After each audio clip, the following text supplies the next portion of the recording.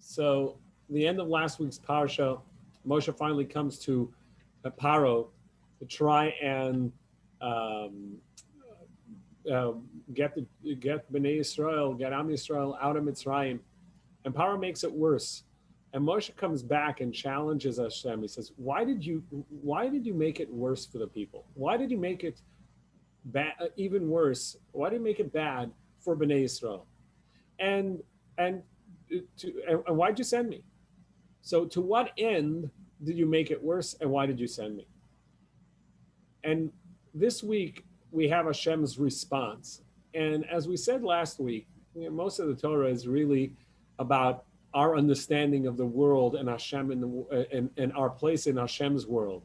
And here we have a little bit of insight into the theology or the way of Hashem in interaction with the world. And that's hinted to in last week's parsha when Hashem asked Moshe what name to use.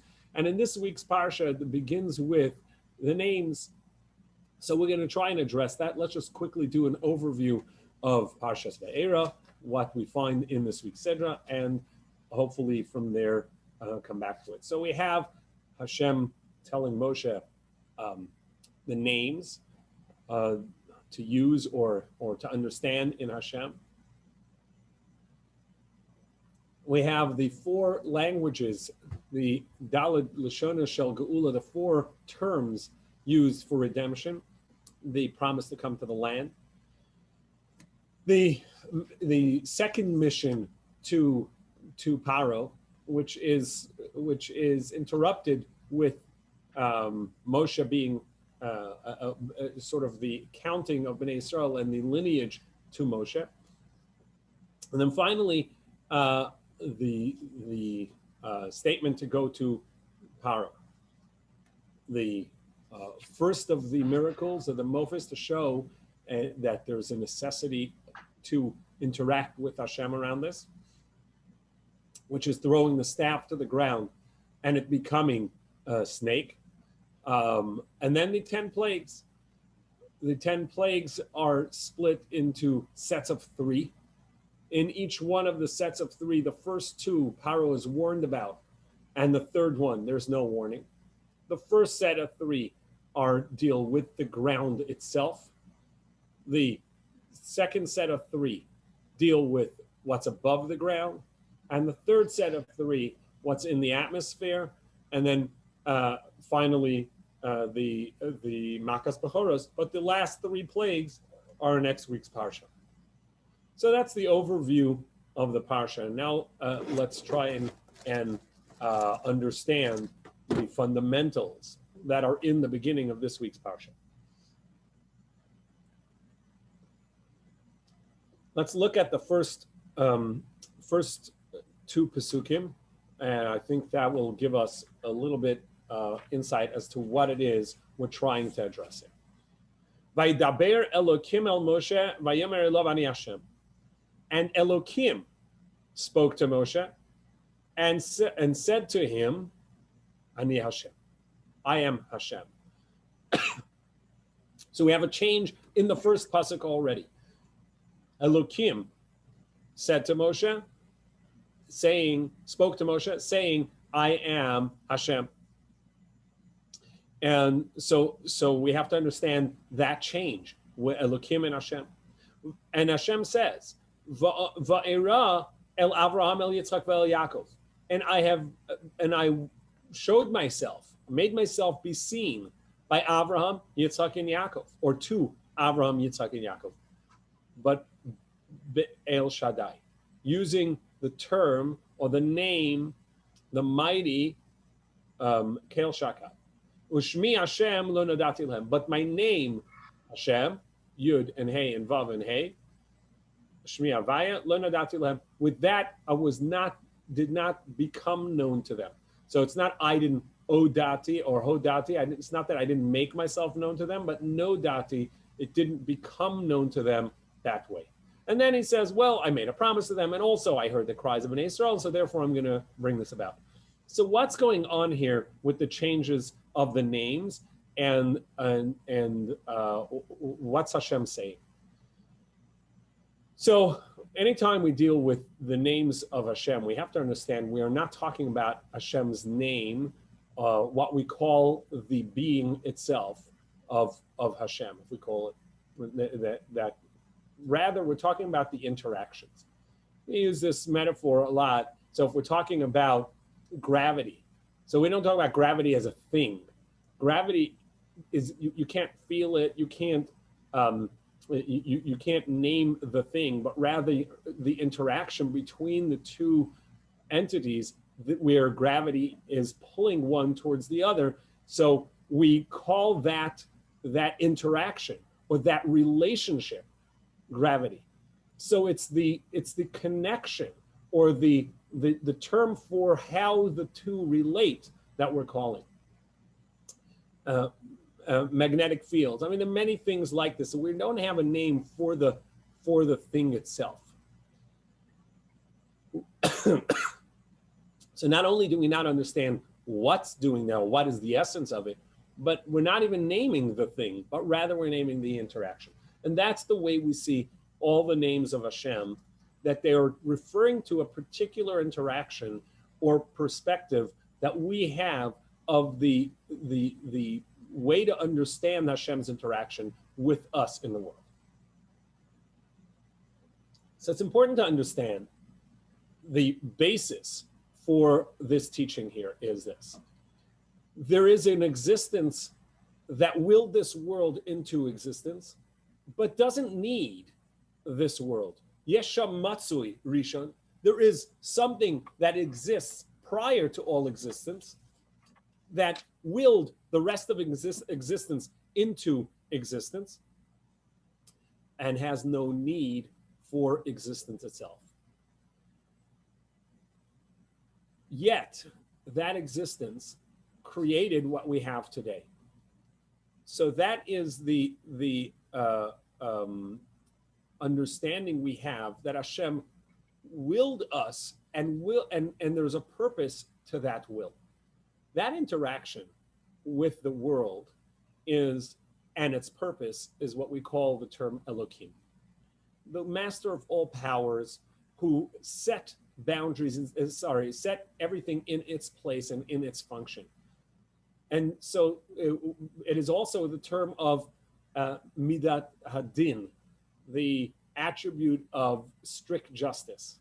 Because when things act in a natural way, teva, the nature of its response, so then that's strict justice.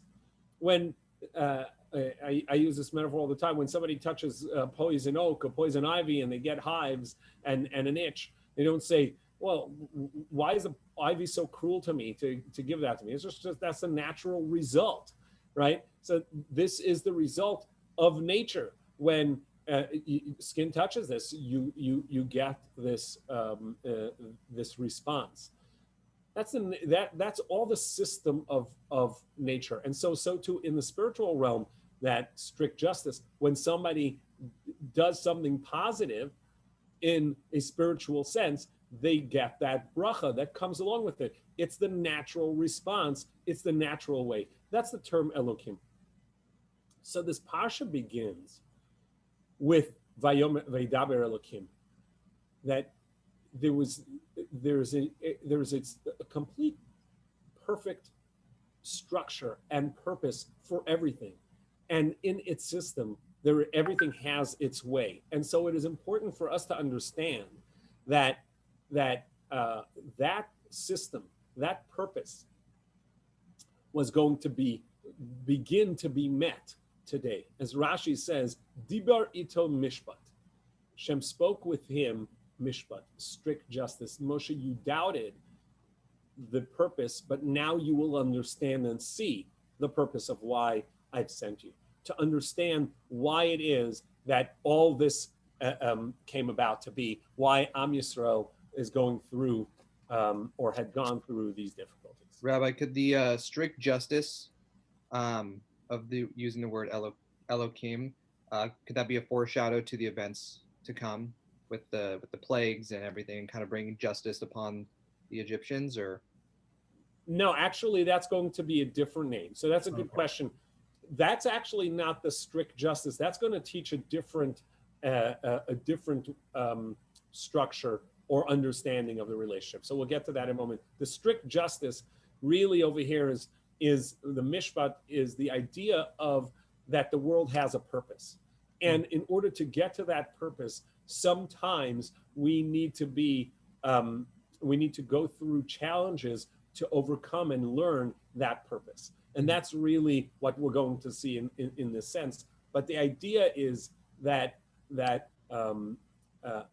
there is a system and there is a purpose for everything that happens. Ultimately, to that great ultimate purpose, the purpose of perfection of the world in conjunction and relationship with Hashem. Thank you. So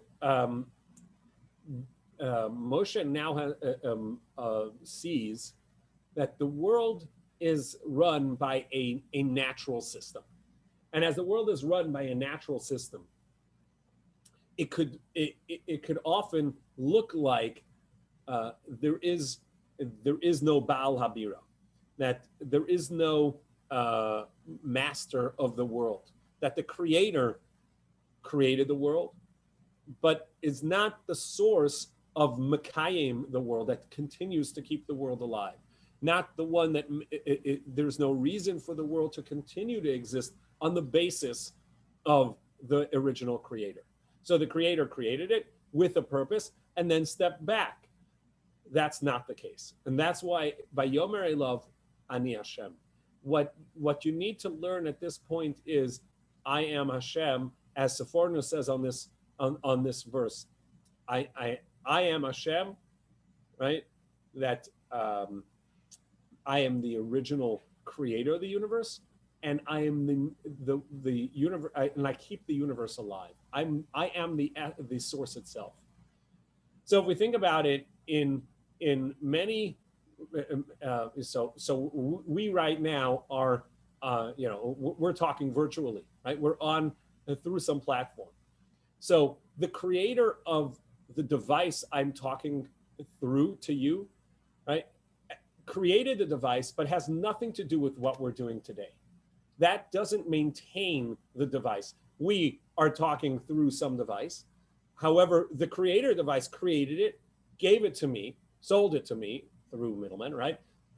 Gave it to me, and ultimately it totally stepped back from the rest of the existence of this device.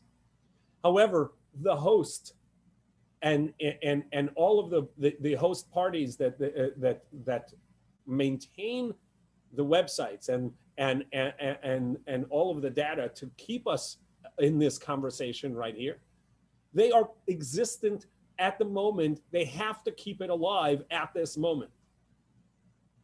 That's a metaphor for what the word Ani Hashem is. I am Hashem, not only the original creator, but the continuance of the existence is only through me, Ani Hashem. And that's what he's saying to Moshe.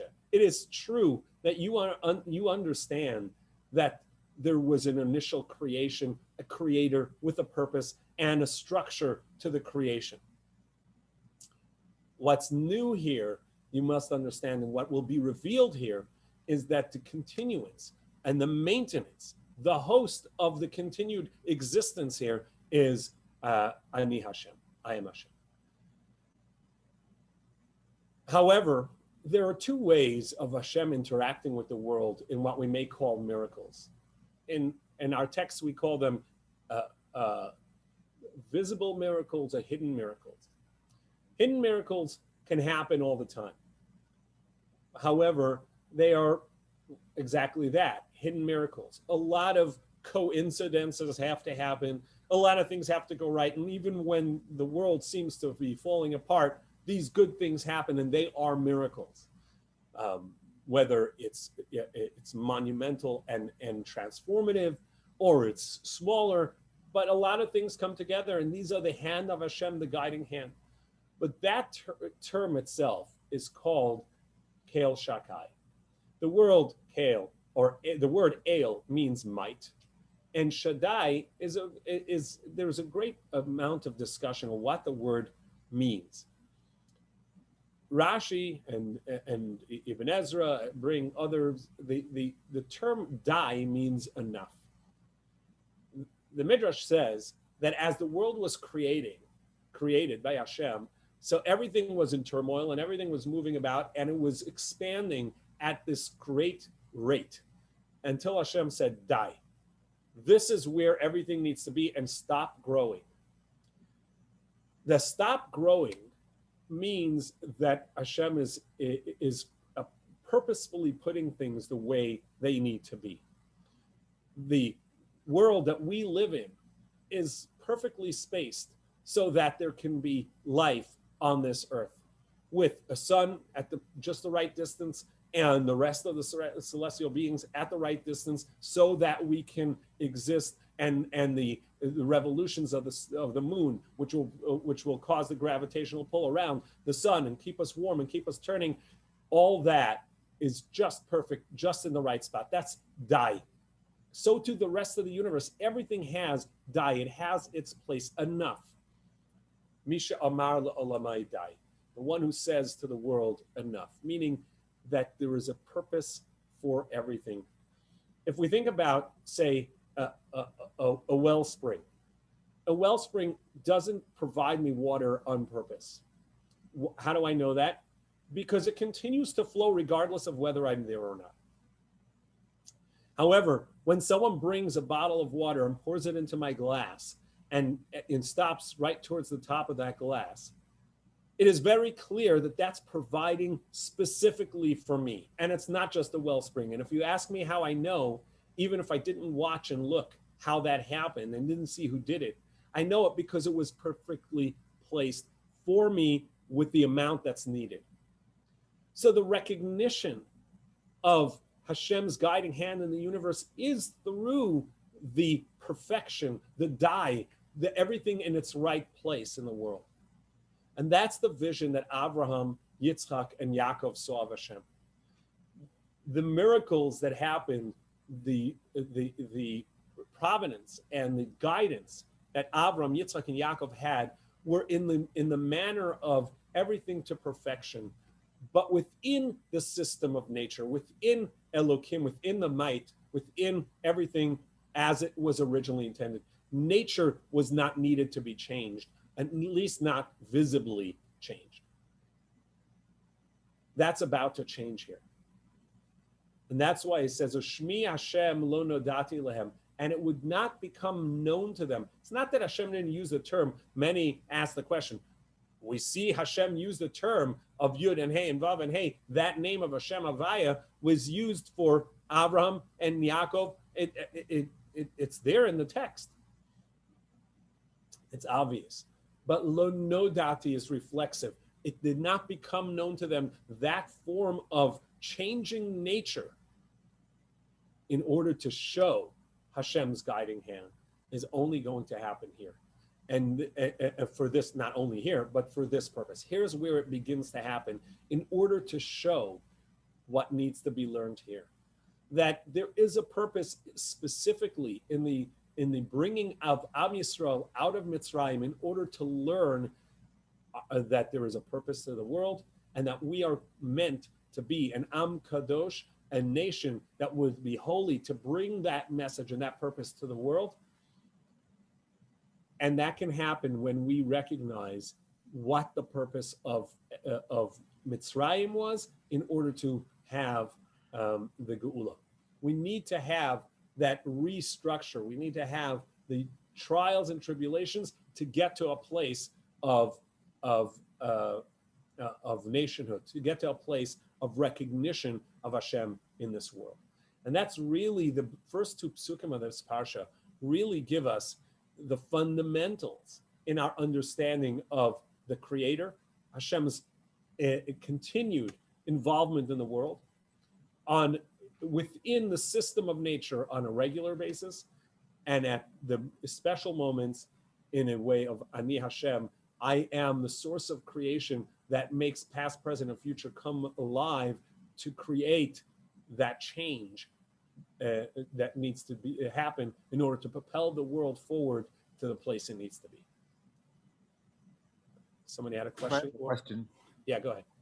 Are there other instances in our texts that show Hashem taking a more active role in showing us his presence in order for that for change to occur? I'm thinking about Sinai and giving of the Torah. Absolutely. Sinai is one, and others as well, entering the land, the Beit HaMikdash, the destruction of the Beit HaMikdash.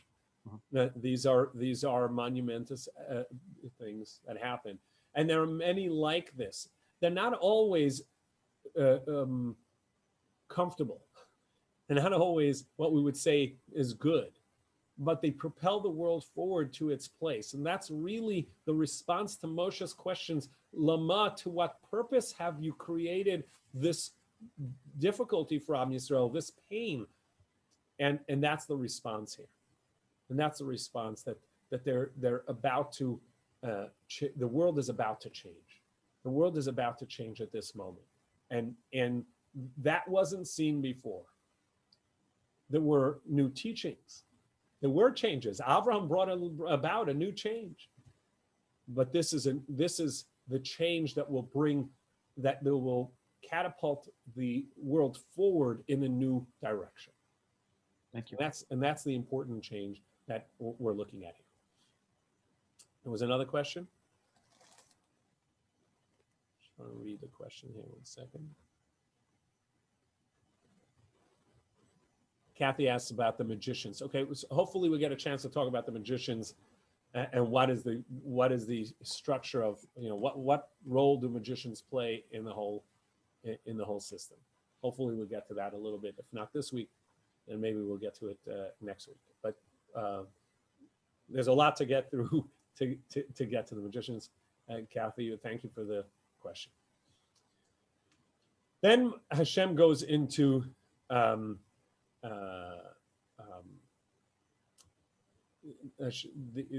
the promise made. V'gam, verse 4. V'gam hakimosi es brisi itam laseis lahem es eretz Canaan es megureim asher garu ba. And also, hakimosi, I have established or made upright a covenant. My covenant with them to give them the land and Eretz Canaan and the land that they had dwelt in. Now, what is, and also there is a covenant. What is the need of also there is a covenant? A covenant, as opposed to just a promise, which we do see the term, a promise. A covenant is sort of the fundamental essence of something. It becomes the very nature of what that thing is, sort of like the DNA. This is the fundamental structure of what it is. So when Hashem says, I've also established or set up a bris with them for the land, that becomes the essence of Bnei Israel. And as such, it's going to happen, it has to happen, even if it hasn't been fulfilled yet. And that's what he says, that even though I have not yet fulfilled that, it is clear the essence of the relationship of Abraham, Yitzhak, and Yaakov to the covenant is one that it is the essence of who they are. And therefore, v'gam ani shamati es nakas b'nei Yisrael asher Mitzrayim avidim oso ve'ezkor es berisi. I hear their cry, and I remember the covenant. Because the cry is different. The cry is a compassion for the difficulty of the situation. Hashem says, yes, that's important, and I want to bring them and save them from that. But more importantly, is there is an essential part of Am Yisrael. There's something to the core that is important to them. There is something that is that is established within them, that is a part of their DNA, a part of their essence, that must be maintained and must be brought forth to its existence. And therefore, lachein, therefore, Emor leBnei Yisrael, say to Bnei Yisrael, Ani Hashem. They now, this which I'm letting you know, they must know it as well. They must come to understand under which understanding of the divine or relationship with the divine are they coming out of Mitzrayim. They're coming out within a relationship that their essence is bound up with kadosh, with kedusha, with holiness, with the divine, in a way of that's extraordinary, beyond the nature of the world itself. And now it begins of 4 terms used for the Exodus. We talked about last week the term sevel. It will take you out from under the sevel of Mitzrayim. And throughout last week, multiple times, that term, sivlonos echem, sivlos, comes up. And the term is usually translated as a burden. I think it's more like to bear, to carry something, to willingly carry something, to bear it. That's what sevel. In modern Hebrew, we also use it for savlanut, for patience. The idea is that you're willing to accept it. The first and fundamental growth that Am Yisrael has to have is not to accept that which is their lot in Mitzrayim, not to be okay with being slaves, not to be okay with not being human. So the first thing is, I will extract them. Hotzesi, I will take you out, mitachas, from beneath the acceptance, the bearing of Mitzrayim. That masa, that carrying the weight of like, this is where we are, this is what we have, and nothing will change. Here's where there needs to be a change. And so this is the first response to why things got worse. When things are bad, but they're consistently bad, we seem to accept it. When people are slaves, but that's the way it is, it's just slavery, this is our lot in life, it remains that way. You know, there is no impetus for change. But when it changes for the worse, that's where you get the strength to step forward and say, no, it's got to get better. And so that getting worse is the first removing Bnei Yisrael from the hardship, from that acceptance of their lot under Mitzrayim, and the ability to change that to acceptance of the lot is to call out to Hashem and to act to try and change it for the better. And that's the beginning. Hashem awakened within Am Yisrael the desire to change it, and the desire to make it better. And that change is what will propel, because we have to do our part as well. And so that Sarusa de La'ela, bringing a Sarusa de Lasata, is Kabbalistic terms of the above awakening the below. That bringing about the hardship is what awakens our desire for freedom, our desire to not be enslaved, our desire to not be apathetic to our lot, our desire to daven and to pray and say, Hashem, please change it for us. So that is the taking Am Yisrael out of the sevel. And then I will save you from the slavery itself, from the hardship of the work itself. The third step is even more important. It is possible for someone to no longer be accepting of their lot, and indeed to come out of that slavery, to not have slavery, but not to be redeemed themselves, not to have a sense of self yet, and not to know who they are and to what they belong. And so the third step is the fundamental step of, after you remove the negatives, of creating a positive. V'ga'alti eschem. I will save you. It doesn't say from what, because there isn't a saving from. The bad has been removed already. But as we said last week at the beginning in the introduction, Ramban, Nachmanides, 11th century 12th century in Spain, says, the true geula doesn't come until people have come back to themselves and to their lineage to know who and what they are. When somebody has been stripped of their humanity, when someone has been stripped of who they are and their history and their sense of family, you can take away their slavery, and you can even take away their apathy to their situation. But it does not mean that they will understand who they are themselves and feel compelled to be proudly who they are. The third step is Ga'alti.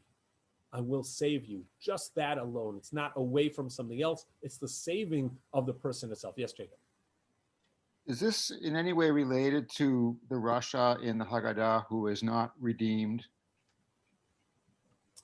Well, there are four languages of four terms, right? Four terms for saving, and then there are four questions and four sons. So there are fours. There's a lot has been said to try and connect those. I don't think it's directly intuitive that they are connected, but perhaps they are. Do you have a thought as to what that connection may be? Well, I remember being struck by the Haggadah where, this Rasha, if he had been in Mitzrayim, he would not have been redeemed. I thought that was just an extreme form of punishment that was unfathomable to me. But well, well, just to address that for a moment, even though it's not our topic, I don't think it's a punishment. I think that's the result of someone not feeling a part of something. That's this point that we were making before about the establishment of. It's a consequence, direct consequence. If you separate yourself out, the whole purpose of redemption is to have a purpose. If you don't connect with your purpose and say, what is this for and what should I do? So then you have not been redeemed. Redemption is, as we just said, the ability to have a sense of self after you're not apathetic anymore and after you're not a slave anymore. You can still be without any sense of self, without any sense of belonging, without any sense of who you are. So Geula means the ability to be yourself. And when the Rasha says, what is this for you? You and not me, right? I am not a part of anything. That in and of itself is a lack of Geula. That's the consequence of those words, is that I'm not redeemed. I don't have a sense of self. I don't have anything of my own. That what has been stripped of me in my slavery, even after slavery, I'm still not me. It's still been taken away, and I still don't have it. The fourth language, and it's that this is in a separate verse because this is a separate point. After these three steps, the removal of those two negatives and the sense of self, of Geula, of being oneself and having oneself, we can now have the fourth language, which is the fourth term, which is V'lakachti eschem li la'am, and I will take you to myself as a nation, and I will be to you as a God, Elokim, v'yadatem, and you will have a sense of knowledge, an intimate knowledge and relationship that ki ani Hashem Elokechem, that I am Hashem your God, hamotzi eschem mitachas sivulos Mitzrayim, who takes you out of that apathetic place. I'm the one who awakened you to bring you forward. And it's not past tense hamotzi, but hamotzi present tense, because we are constantly being taken out of our Mitzrayim. And that's how we understand and see and know Hashem in our life, by becoming a nation. So the purpose of creation will be fulfilled at this, the beginning of its fulfillment happens at this moment. And that's the V'lakachti eschem li la'am, I will take you as a nation, and you will have me as your God, and you will know that I am Hashem your God, who is with you. And as a result of that, there is a futuristic redemption, not a part of the four cups, but the fifth cup that we use for Eliyahu Hanavi, for a time of the future, for the blessing to come. And I will bring you to the land, because bringing to the land is the essential purpose of the covenant itself. The essential purpose of the reason for the entire concept of a nation of Hashem. It's Iker Shechina Batachtonim. Can I just say something quickly? Sure, let me just finish that thought. Oh, I'm sorry. Yeah, let me just finish the thought, Sharona, and I see there's also a question from Alex. So just a moment. So the purpose of creation, or really the purpose of our relationship with Hashem, is Iker Shechina Batachtonim, so that Shechina has place amongst us in the lower realms. The idea is not that we become ascetics and separate from the world, but within the life we live in the world today and every day, and in the direction that we take the world, we should always have Shekhinah with us, a relationship, intimate relationship with Hashem in what we're doing. It's there as a presence for us in everything we do. And so that's the Vehevesi, and Nasati es Yadi, and I have lifted my hand. That's a promise from Hashem. Rashi says it's a promise in this world for us to bring the world, to bring Shekhinah to us. So yes, Sharon. I just wanted to point out that there's a tremendous amount of intimacy in the sentence when he says, "V'lakachti otchem li le'am," that he's taking us to himself to be a people. I just have a very warm, fuzzy feeling about those words. Very intimate. Yeah, it's terms that we use also for marriage. It's like a very it's a term of relating, of being connected in that way. Yes. Kind of romantic, even. That was my feeling. I was going to say romantic. I thought, okay, tone it down, but that was my feeling. Yeah. Very intimate and close and loving relationship. Yes. Alex, I see that you wrote a question, but I didn't get to read it.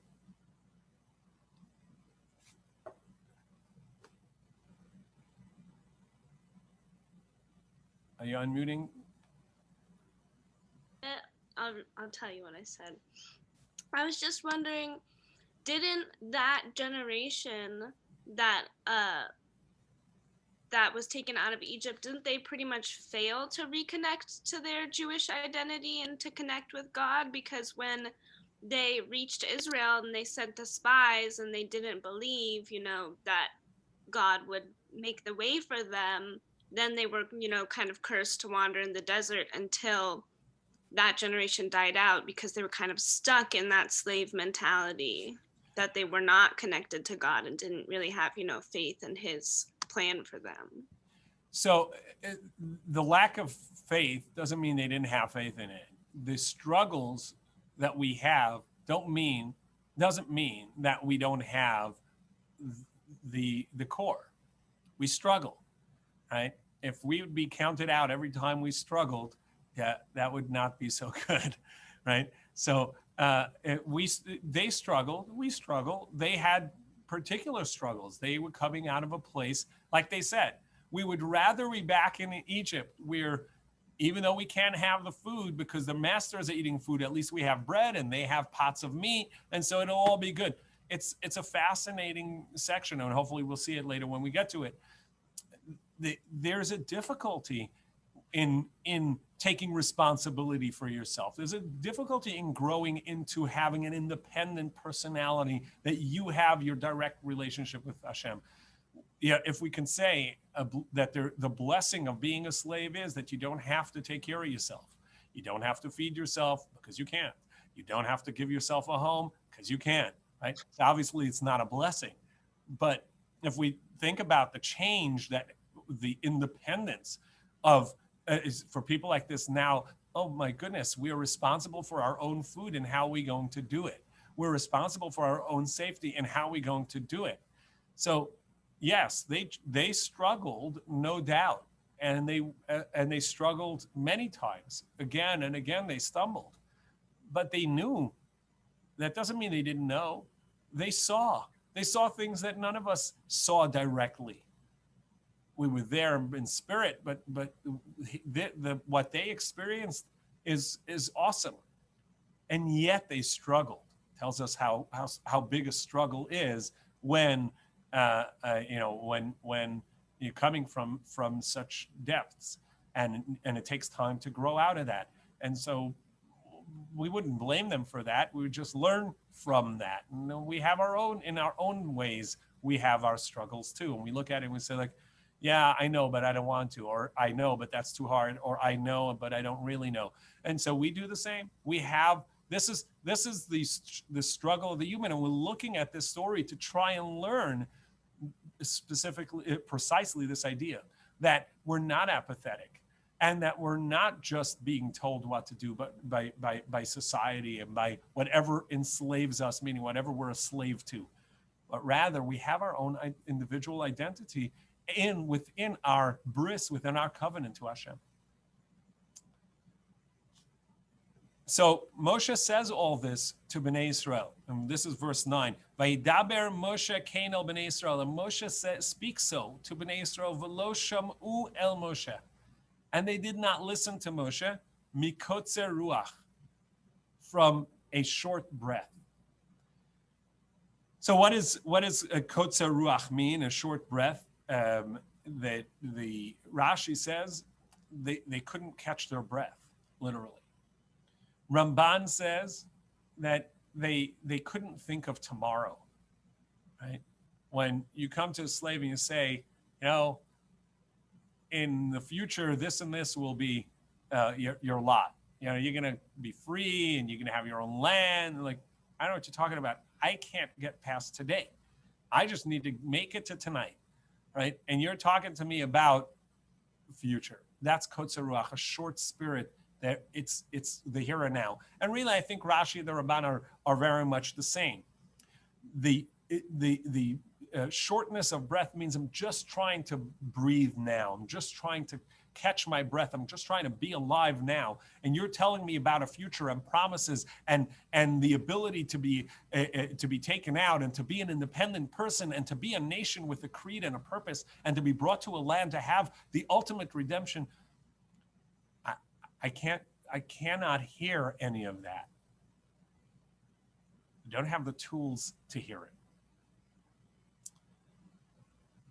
Now, Vayidaber Hashem al Moshe lemar, Hashem speaks to Moshe saying, this is the first time out of nearly 100 times that it says this verse in the Torah. And Hashem spoke to Moshe saying, right? This idea that Moshe has the ability or the responsibility, not just the ability, but the responsibility, the ability given by that which Hashem says to speak to Bnei Israel, to give over that voice of Hashem. Hashem says to him, come and speak to Paro. And it's very interesting. It doesn't say go speak to Paro, but come speak to Paro. And in saying this, Hashem tells Moshe, I am there with you, speaking to Paro. I'm already there, but I'm also with Bnei Israel in that place, awakening them and bringing them forth. And Moshe says, I tried telling Bnei Israel and they didn't hear it. And Paro, who made it worse for Bnei Israel, he's not going to listen. How will they listen? They can't hear it. And Paro won't hear it because he's made it worse. You want me to go and speak to them. And Hashem says to Moshe and Aaron, both of you go and tell Paro that it's time to let the Jews go. And then in verse 14 and on, we have a whole section of the lineage to get to Moshe and his family, Moshe and Aaron. Verse 26 says, Who Moshe and Aaron? Who Aaron and Moshe? These are Aaron and Moshe, the children of Amram and Yocheved, which Hashem had said to them, take out Bnei Yisrael me'eretz Mitzrayim. Bring out Bnei Yisrael from the land of Mitzrayim. Hema medabrim el Paro. And as they were told, so too they are the ones speaking to Paro to bring Bnei Yisrael out of Mitzrayim. Who Moshe and Aaron? Rashi says this repetition tells us that this is Moshe and Aaron in their message and in their tzedek, their righteousness from the beginning to the end. It's a very difficult task and often frustrating. but nevertheless, they saw the righteousness in what they're doing. And so even though again and again they failed, again and again they went to do, because there was righteousness, there was tzedek, there was tzedakah in what they were doing. And so they were in their tzedakah from the beginning to the end of this mission. They were there from the beginning to the end, doing what they needed to do in spite of the failures. And this is a message to us, I think, as well, that the Torah wants us to understand that when good things need to happen, when bracha needs to happen, when change needs to happen, when the world is propelled to a better place, it doesn't always happen in this glorious moment of like you try and it goes. It comes in steps and stages and in stumblings and in ups and downs until you can finally get to that place. Miriam says, I'm thinking of the parallel to the people living poverty now, unable to pursue saving the future. Yeah, the not seeing a way out. Miriam, is that what you were saying? Yeah, Rabbi, I was thinking of your statement about shortness of breath. Oh, that this you can't see necessity tomorrow. just to survive each day, especially in communities. If you grow up believing you're not going to live, past a certain age, it's very hard to give Envision people a future. hope and this inspiration to envision that to future. work towards a future, because you have to have that vision to be able to see it. Right. Yeah. And that's the Kotzer Ruach. And the means to achieve it. And that's well, the hard. means to achieve it can only come after you believe that you can do it and have a vision of that and want it. So I think you're making a very, a fantastic, important point. And when we see people and I'm trying to help them, we have to not only help the moment, but see how to take them past that Kotzer Ruach so that they can see the future, which is what Moshe is trying to do for Bnei Yisrael. Right. So Hashem says to Moshe, okay, go ahead and speak to Paro. And again, he says, okay, Bnei Yisrael will hear me. I understand that, but Paro is not going to hear me. And nevertheless, Hashem says, go and do it. But here's the thing. You are right. Paro will not listen. Vani akshe es lev Paro. And I will harden the heart of Paro. V'herbesias ososai v'smosai be'eretz Mitzrayim. And this is in chapter 7, verse 3, Zayin Gimel.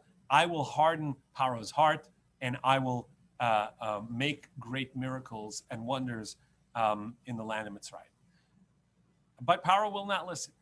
So here's a fundamental question that when I say everybody asks, I mean almost everybody asks this question, like, how can it be, right? What happened to free will? How can Paro be punished when Hashem hardened his heart? So there are three fundamental avenues of how to look at this, and then from there, exactly how to articulate this sort of, perhaps there are more, but three that I know of, and then many branches of within each one, how to articulate that. So Rambam, in maybe a dozen places, discusses this, and he says, Paro had free will for a long time, right? And chose to do bad. So at some point, Hashem says, okay, now your free will is gone. Now I'm just going to give you what you get in order to propel the ideas that the world needs to see. And you're just going to be the vehicle for that because you had the choice all along and you didn't make the right choice. That's, in short, the way Rambam says it. So Rambam, Maimonides, you had your turn, you had your chance, you didn't take it. Now I'm going to harden your heart so that you're going to play the role that I need you to play in this teaching the world about the my relationship with the world itself and the need to be decent in the world. Ramban says it differently. He says that the purpose, the ultimate purpose of the world is for the world to know and have an intimate relationship with Hashem, for everyone, for the Egyptians and for the Jews. And so there is a purpose for Paro himself and for everyone else to know the miracles of Hashem, to recognize that the Creator is still intimately involved in the world and can change, although chooses not to in most occasions, in almost all occasions, can change the universe as needed to propel the purpose of creation itself. And so in that sense, it is for them itself that it is needed. This is for the knowledge of Hashem. The Seforno, Abarbanel, and others, they say a third sort of direction in this. Paro, if he had wanted to do tshuva for the sake of tshuva, for the sake of doing good, at any point could have done so. Hashem did not harden his heart to take away the option of choosing to do good. However, faced with the challenges of a plague after plague after plague, choosing to do good and let the Jews go would not have come out of the goodness of Paro's heart, out of tshuva within Paro's heart, but rather because I can't face the challenges anymore.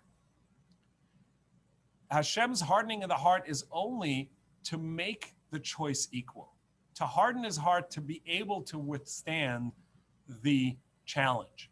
And now, Paro, make a choice out of the goodness of your heart and not because you're afraid of the punishment. So, in essence, he gave him even more free will, in a way? Correct. If Paro has no free will, if after, being hit once, twice, three times, he says, you know what, forget it, go. That's not free will anymore. That's coercion by Hashem's punishment. Hashem, to make it equal for free will, Hashem says, okay, I'm going to harden your heart to be willing to accept the punishment, to be willing to accept the difficulties, so that now you have to choose goodness for the sake of goodness alone, not because you're afraid of the next plague. That's the equalizer, if you will. Well, Hashem then says, here's the message that you need to tell him. Because in verse 4, I will put my hand on Egypt, meaning I will cause miracles to happen there. And I will take out my legions, my tzavaot, my powers, my nation Yisrael. Here Hashem is telling Am Yisrael, telling Moshe to tell the people, you have to understand, leaving Egypt is not just for the sake of leaving Egypt. It's in order to be on a mission. It's in order to be a tzava, if you could, a military, right, for the purpose of good. You will be the source and purpose of good. And throughout the history of the world, this nation will be tasked with bringing light and bringing goodness again and again through every step of darkness. And sometimes we fail, and sometimes we're not going to be there. But nevertheless, that's the mission, and ultimately that will be fulfilled. You will be my nation, you will be my tzavaot, you will be my legions, my people, to do the work in the world. So then we get to the miracles and the 10 plagues. So just to begin with, the first 3 plagues are plagues that happen in the earth. It's the water underground turns to blood. The Nile turns to blood. The source of life that the Egyptians think is their source of life is now turned to a lack of source of life, but to what? To the source of life of living things, to blood. To say that what you think is your source of life as a nation source of life actually is not. You need to see that your source of life is in the nefesh, is in what is created within you by the divine to do good. That's step one. And of course, that didn't happen for the Jews, as it says that the Egyptians could not drink from the water. There are those that have argued and said, well, the first three plagues happened to the Jews as well. I think it's pretty clear in the Psukim, and this is not just me, many earlier sources point out that each one of these, it says explicitly, if you look at Pasuk,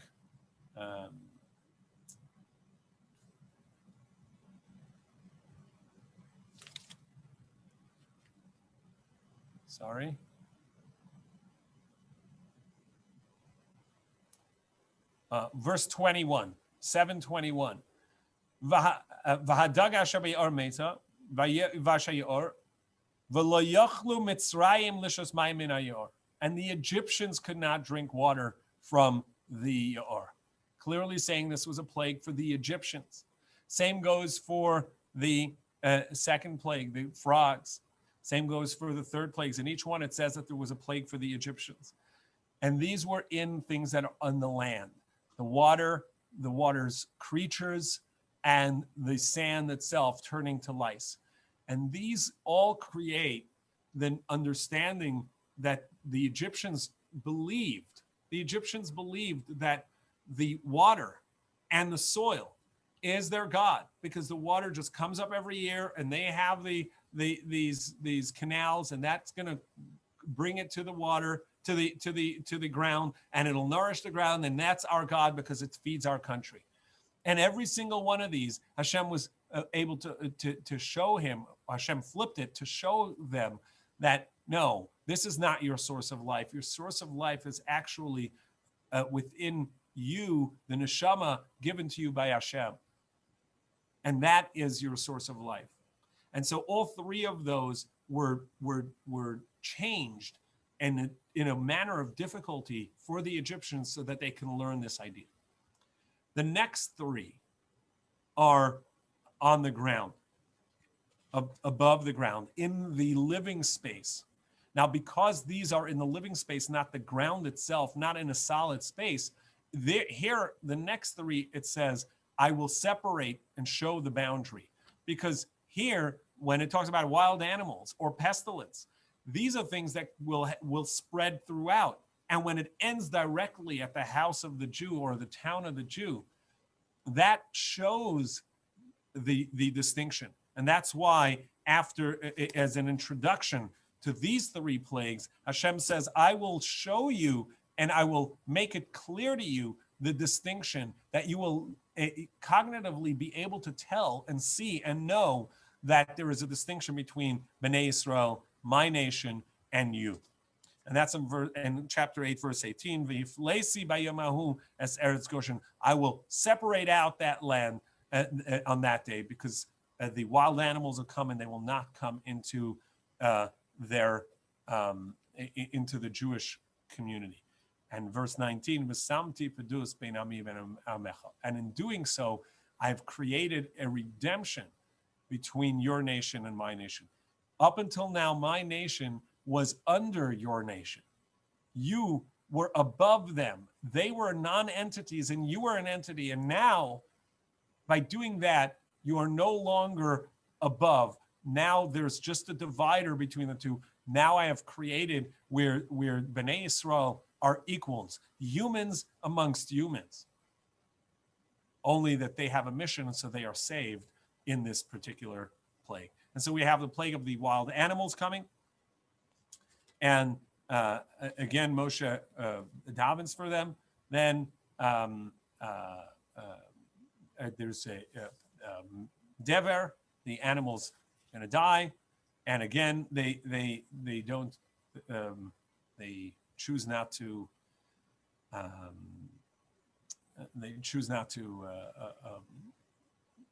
listen. So these are the three plagues that happen in the on the ground itself. The arov, the mixed animals, the dever, and the shechin on their bodies, the boils, and the boils got no warning. So again, the first two had a warning. The third of the first set are in the ground, no warning. The next three, two had a warning. statement of Paro. The third one comes, the ultimate one of that one, because it hits directly onto Paro itself, onto the people themselves.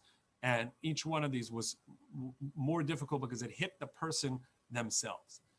And then came Barat, which is coming from above. And there too, to show that Hashem is in control of the nature of the earth, the nature of the atmosphere, that of those living on the earth and the atmosphere above. I owe Kathy the answer to